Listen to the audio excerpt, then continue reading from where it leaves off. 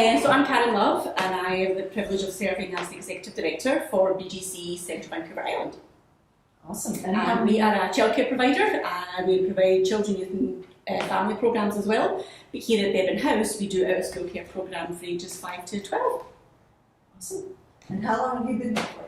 I've been here for 3 years. I moved here just before the pandemic from Alberta. Yeah. So tell us about this house. Like, it's quite amazing. What year was it built? Do you know anything about it? I believe it was built in the early sort of 1900s. From what I've gathered from working here, a family, he actually built it for his family, the Beban family.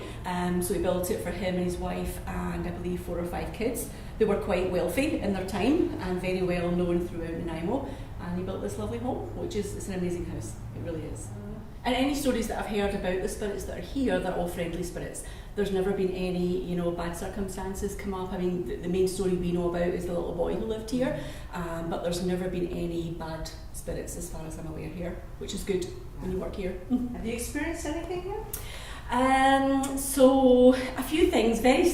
You never know whether you're putting your thoughts into it to make it more, but sometimes I do come in at the weekend and I'm the only one here. So one weekend I brought my dog in, just a little chihuahua, and she never barks unless there's anyone that she doesn't know.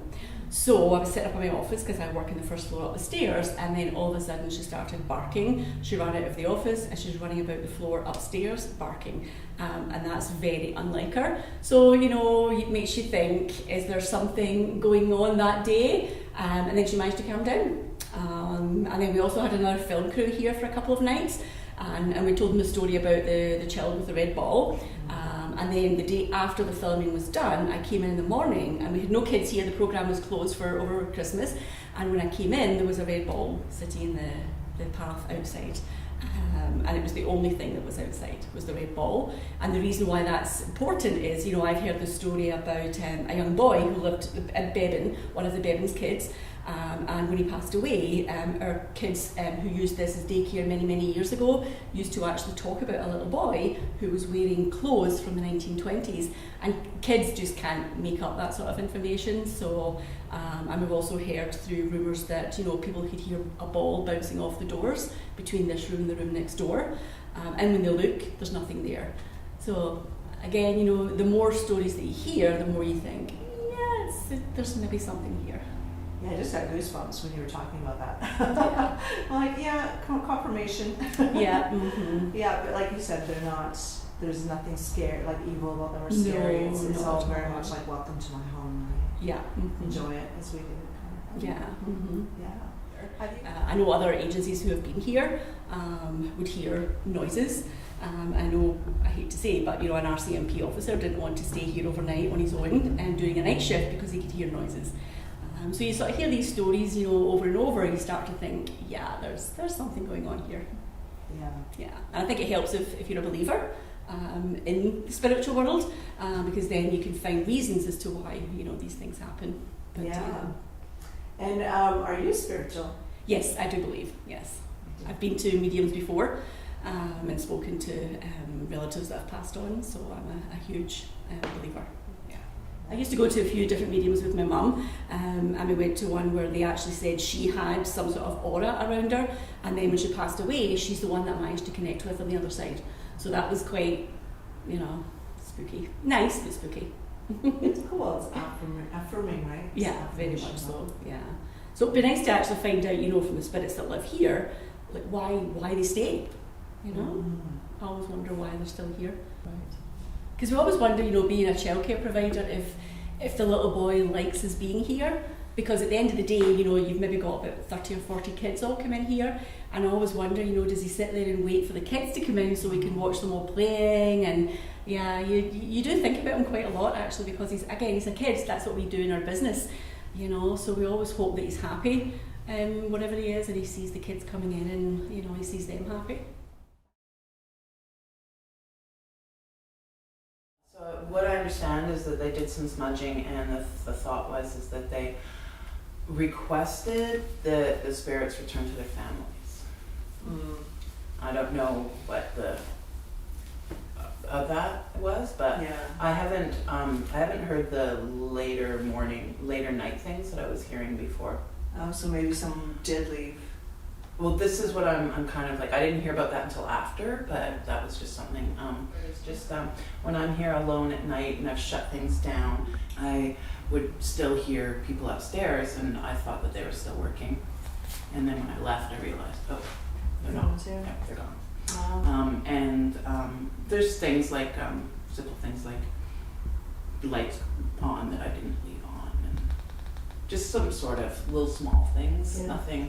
I've never felt any bad energy at all, but I spent a lot of time when I first came here sort of just talking it out, saying, hey, if you're here, thanks for letting me be here, and I'm happy to be in your space, and it's a beautiful house, and thank you for all you did, and just that kind of energy, because that's just, I've heard a lot of things. A lot of people have said a lot of things. Yeah. I don't know if that's right or not. I love that. Yeah, why not? Yeah. Make peace with them, right? Absolutely. If they're not harming you and they're okay for you being here. And that's just the energy I wanted to put out.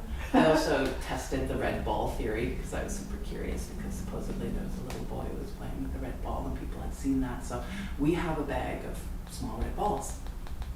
So I put one in here and I put one in there and I left it overnight just to see if the ball had moved or anything, but they didn't, unfortunately. I just testing little things just to see, and just giving good energy that I can. And the basement is a little odd. Okay. Definitely. And there's the office door in my room. There's something strange about that in my office. The office door there is consistently odd. Locking, can't open it. Oh yeah. When I was reading about this place, I read about that. Yeah.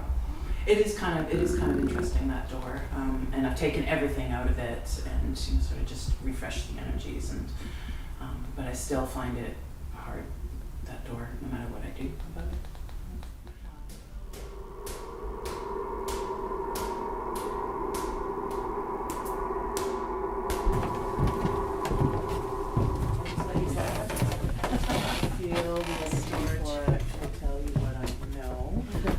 Oh yeah. Definitely got it right away. Do you feel that? That kind of whoosh right here? Hit to the head? From what I understand, this was the servants' quarters, and this is, from what I understand, where some of the more strange energy is, particularly in those rooms. Well, I don't know, but I don't like being in there. Oh yeah, it's really thick.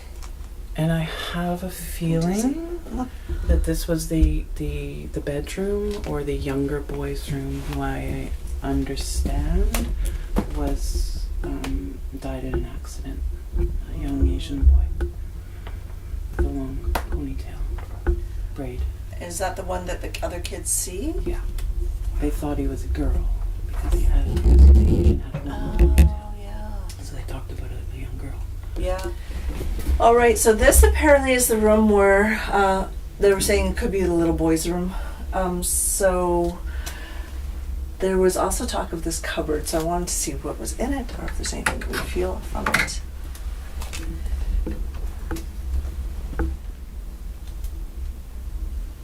Okay.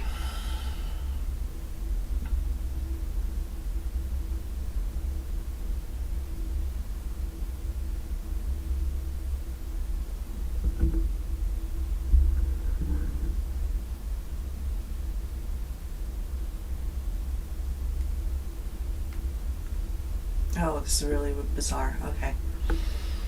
I'm feeling a reluctance from, if there was a young boy here, of anyone coming forward, but I just heard a bunch of talk in Chinese. I just heard all this talking like a parent scolding a child. Of course, I don't know what he's saying, but I can hear it clear. Like him yelling at the boy or the child. So it feels like dad scolding. Okay. And it feels like stay out of the way. Stay out from under feet is what I'm getting. It's like the feeling of stay out from under people's feet. Stay invisible. Don't go in the way. And don't go upstairs. He used to like to go upstairs. He used to sneak upstairs sometimes to see what was going on up there, because it fascinated him, right? The different world between the way they lived down here and the way they lived up there. He thought it was just fascinating. He wanted to see it. see the ladies having tea and see the gentlemen walking around with the, you know, the waistcoats and the ties and or bow ties and stuff. He thought that was really neat. He's calling them the ghost people because they were so white. He's saying the ghost people. He loved watching the ghost people. Okay. I asked him if I'm telling him it's okay to come down. If he wants to come down, that there's nothing to fear. We're not going to, again, expel him. We just want to say hello. And if he's around, if he would like to try and move the ball, we're cool with that too. We brought it for him to play with. So if he wants to come play, he's welcome to come play. Really reluctant though.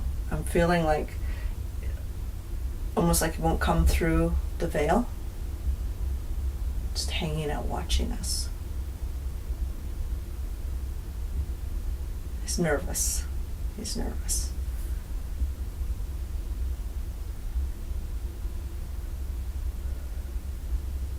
Yeah. Ooh.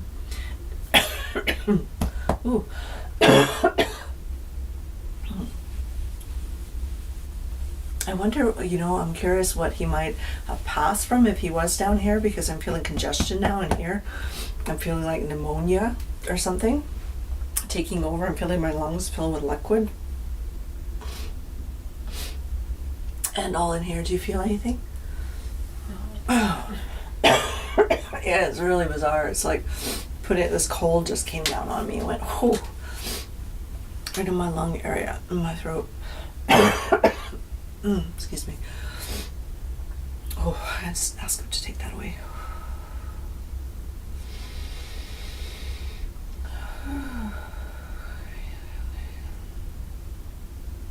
Yeah, definitely some kind of a virus or a contagion or a flu or something. Feels pneumonia. I keep hearing, because all of my body's achy too. You know, when you get really sick and everything's kind of freezes up.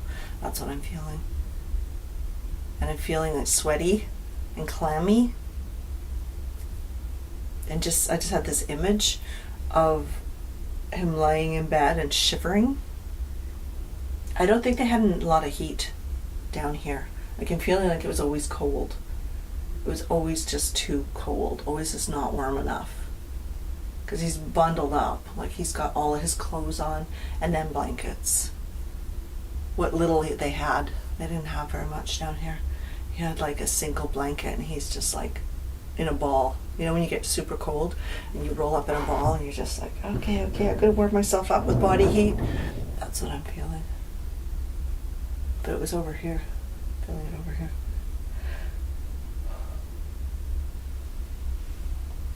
But this wasn't only his room. There was somebody else in here. In that corner. Who that was. I'm hearing like uncle.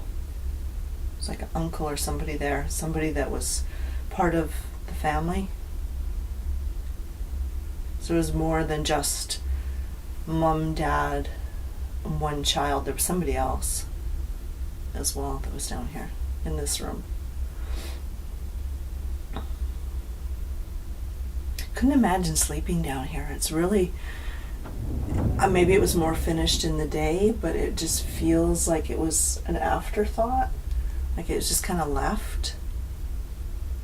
Like, let's throw them downstairs and let them... Mind you, you can see it is the colors of a children's room. It's blue and pink, and we don't know when that took place or when that was painted. And I feel like he had a sister too. I'm just hearing sister. There was a girl as well. Nobody's mentioned her yet, but maybe there's something when we speak to the historian. Maybe there'll be something about that. But I feel like she was older than him, so she would have been one of the servants because she was a bit older. Interesting. Okay. She helped. I'm here to help Mama. She helped the mom. But he's still not totally coming down. He's just sending me images and words and feelings. And then I'm assuming that then this was sort of the main bedroom. The old fireplaces, there's one that this goes up into my office, so it connects to that one. And then the large fireplace in the lounge room also connects to the fireplace upstairs, which recently has an insert, but these ones have all been open for quite some time. But I can understand how you just want to dump everything and go. Yeah, like, yeah, no, I give myself a few minutes and now I'm done. Yeah, like okay. And I don't have any personal negative. It's just thick. Yeah, it is thick. And you can feel it in a lot of different places right now. It's like headache, throat thing, tummy thing. Yeah, Stomach in my throat a lot down in the basement. I know it definitely. So that means they are here. There's energy here. We'll just have to try connect to them and see what we get. Right? Wonderful. Wow, awesome. I'll leave you to it. There's not much more that I know about the history other than what I've learned about the Beban family. But to me, there's more to it. It's more about the servants, the immigrants, and what their energy brought to this place, and what they were the ones who kept the place going. Right. And so that's yeah. And we just had a little tour by one of the staff here for the Boys and Girls Club. We're very appreciative of them to let us come. They're talking about the energy down in the basement, and this is where there's been a lot of accounts of different kinds of energy, especially to do with a little boy and a red ball. So we're going to feel into that energy and see if there's anything to it, because definitely feeling a lot of energy in the whole house. Felt it upstairs and downstairs, but when we came downstairs, suddenly felt nauseous. A bit of a headache, a bit of a throat thing going on, a bit of a tummy ache, and even Sarah felt it too, and so did Robin, who's showing us around. So I'm kind of like, there's definitely a presence here. So we'll feel into it and see what that is. Yeah. Woo. Okay, I'm gonna connect, see if they want to come through, come forward, and give us any information or say hello, and maybe move the ball if they want. I don't know. All right.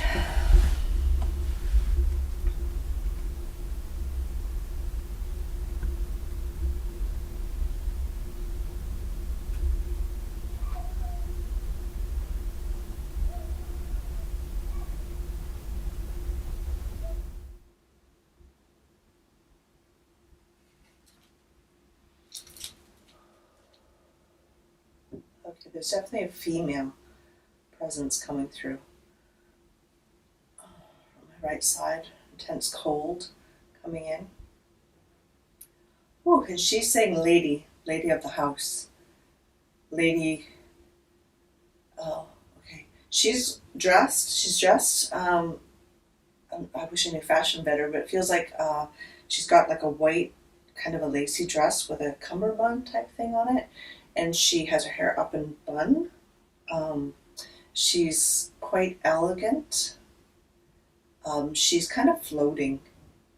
But she's also, she feels very like polished, educated, regal. She's definitely got an air to her. And she's talking about, she said, I feel like she was the lady of the house here at some point, because she's talking about that and saying that, yes, she wouldn't come down here particularly that often. This wasn't her area, but she's coming in now because I've said that if anyone wants to come in and talk to us and say hello, that I'm here for them, that I'm not here to remove them. That is very important for me, is that we're not here to clear the space, right? Because there's nothing going on that's particularly bothersome to the tenants, and no one's requested that, so we're just here to say hello. So I let her know that we're not here to expel her from the building. It is her home, right? So she's showing tea. This is really interesting, because she's come in and she's got a cup of tea, and she's showing with a nice saucer. I feel like they're from England. She's talking about being from abroad. She says, I'm not from Canada. She said, I've come from abroad. I come from a long way away. She's talking about coming from over the water, overseas. And she's talking about being here and it being such a foreign land to her, being so different because it wasn't what she was used to at all. She's talking about rough. She said rough and rugged, though the city was growing. But she's showing me this saucer, beautiful saucer. It looks like a Royal Albert saucer with a teacup, really elegant. And she's sipping tea. And she's talking about the tea ritual and how that was really a part of her day. She didn't do much. She's talking about being the lady of the house. She had lots of servants. She had lots of people working for her. And she said, so for her, she's saying lady of leisure. People would say that about her. But she said she did her charitable things. So she said she was often involved in the community, trying to help those who have less, you know. She was definitely a part of that, wanting to help the underprivileged, she's calling them, the underprivileged. She's actually said undesirables too. I don't like that word. But we're talking different times, eras, right? So for me, undesirables is not a nice term, but I have heard it in the past, especially with dealing with people in India. They used to call the really low impoverished class that live in the slums the undesirables. So that's, okay, I get it. So that's where it came from. She's saying it actually came from England, dear. Actually, it generated and started in England, dear, she says, and then we brought it to India and they used it. So she's saying, don't get mixed up here. She's giving me a lesson. So I have a feeling like she was very educated. And she must have been a teacher at one point when in her younger years before she married or something like that, because she's definitely correcting me. I'm feeling that sternness, you know, like a house mistress, house marm. Like, okay, I'm sorry. I'll get it right, thank you. And she's giving me a big pain in the side of my neck here now. Yeah, I feel this pain here and down my shoulder, and I'm hearing stroke. So it's possible that she had a stroke at one point, and it disabled her quite a bit. She's talking about sitting a lot and looking out the window. This is upstairs. She says I'll come upstairs with you when you go up. She keeps calling me dear, and she said, my dears. She says I will come up with you when you go upstairs, and I'll show you where I look out the window. My aspect, she's calling it. I'll show you my aspect. She's quite a character because she wants to engage. She wants to be social. She's like, she's very welcoming, which is interesting feeling. I haven't felt this before with a spirit where they're super welcoming, and she wants to, this is the way she was when she was here, because she wants me to be comfortable. She wants me to be at home in her home. She says, we're guests. You're a guest. I want to take care of you. And she keeps offering me tea and biscuits. I'm kind of like, well, you don't actually have any, but thanks anyway. I would love a tea and a biscuit. Maybe after this I'll go home and have one.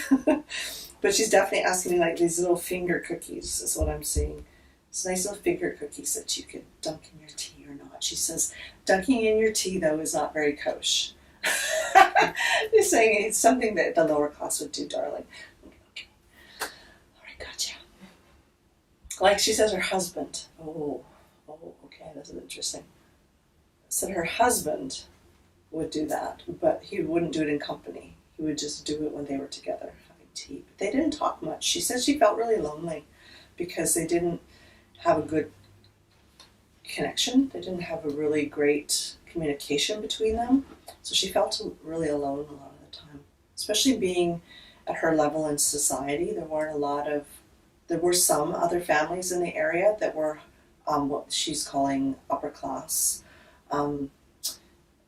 The elite class, but she says they didn't really interact or have friendships with anyone else that was, you know, middle or lower. She said there wasn't really a middle at that time. She said it was more like a lower. There was an upper and a lower, and then as they were building the city, building town, they were bringing people up, helping people raise to middle class. She's talking about the bars, like the barkeepers and the hotel keepers and the railway people and the postmen and all that. She says she's sounding a little snobby right now. She goes, I really appreciated them, but I didn't socialize with them. I'm like, okay, great. Does she want to tell us anything else? Ask her if she knows about the boy, this idea of the young boy that was down here, if she knew them. The servants that lived in the basement. She said, of course, darling, I knew them. Okay. Of course I knew them. They were very hard workers. They stayed out of sight, she's saying. Okay. But she keeps saying, talking about opportunities and giving people opportunities, and how she was very much the kind of person that would bring people up in the world. That was what she liked to do. Let's bring people up in the world, darling. She's interested, she says, I'm interested in watching now. She goes, I still hang around sometimes. She goes, I'm interested in watching the modern day, what people are up to now. She goes, because there's some lovely people here. She said that work on a day-to-day basis. She says, there's lovely ladies that I like to hang out with. Well, I don't think they know she's hanging out with them, but so there's some lovely ladies that she likes to hang out with. She says, but the world is so different now. She says it's really changed. And sometimes she'd like to go home.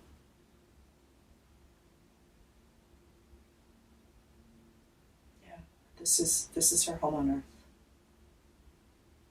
And she's just kind of showing me, like, it's, unless you could see inside my mind, it's hard to describe all the images she's pushing through my brain, like of the different changes throughout, in the house throughout the years since they have left it and it became part of the city, and then the city has been renting it to many different organizations. She's saying there's been lots of changes in here, lots of people flowing through. All right. She's not giving me any other information on the family that was down here.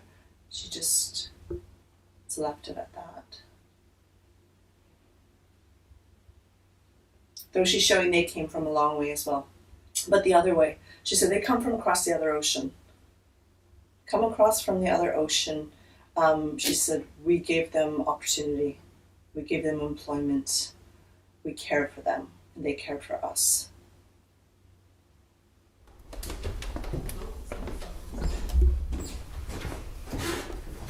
So this apparently is the room that Lani was just talking about, where somebody reported seeing powder falling from the ceiling, and this also may have been Mrs. Beban's sitting room, where she would come and sit and have her tea and stuff, like her parlor.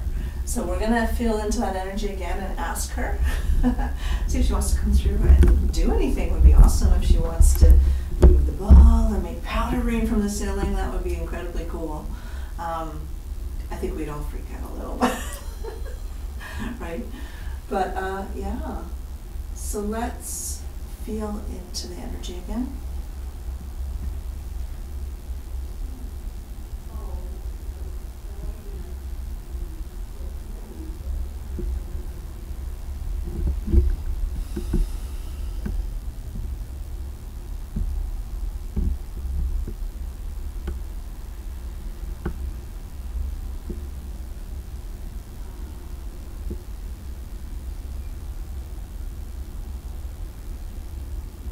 So she's giving me images again. She's giving me images of this looking really different than it does now.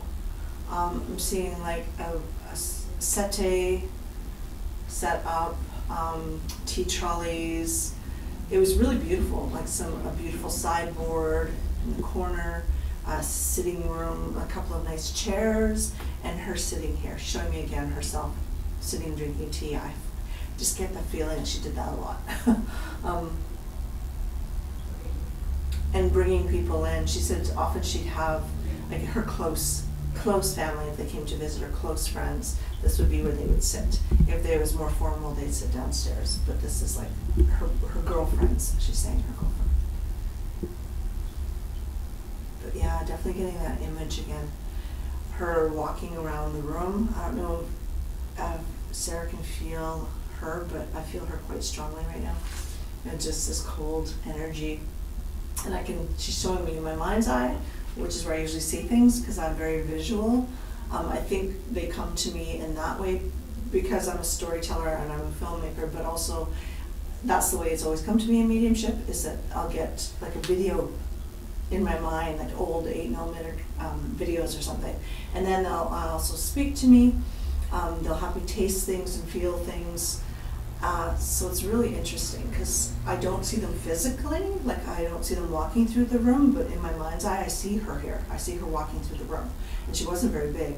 She was quite petite in stature, but a little plumpy. She's showing me herself that way, showing her when she was mid-age, and always done up though. She always was dressed nicely, and she always had her little boots on, and she had her hair up. She was always done up really nicely. She's just walking around the room, showing me kind of what she would do. She would sit in the settee if she was talking with somebody, if she was here alone having tea, she would sit by the window and just stare out. It wasn't like now we've got roadways. This is one of the main roadways in Nanaimo that goes by, Bowen Road. So she would look out there. It wouldn't have been that at the time. There wouldn't have been the mall there. So she would just look out, onto the path, like the greenery, the gardens, the pastures, people coming up to the house. Because from here you could actually see when people arrive as well, when they came up and they were going to come in. So a lot of times just waiting for people to arrive, waiting for people to come. And seeing them go and feeling sad, and feeling a sadness when people leave. And again, she's giving me, she when she passed, I feel like she was sick because I'm also getting not only the stroke sensation I was feeling earlier, but now she's giving me like a little bit of a headache here. Something going on this side. And in here. So I feel like she wasn't well when she passed. Which, whew, yeah, okay. But you can just picture the scene, right? Of her being in here and her solace and spending the time. And there was chandelier here as well, really nice chandelier. Not these horrible fluorescents. It was just cozier. It was really cozy. Yeah, it's her private space. So, well, that's the other thing. It's like we see things we don't understand and we get scared about it. We get nervous. But there's usually an explanation for everything. So it's like going into that and feeling into it is really the way to get the information. So I'm happy that I did that because now I'm not afraid. I'm today hoping to have some phenomena come in, something that we can record and see. Hasn't happened yet, but we've definitely felt the energy. So.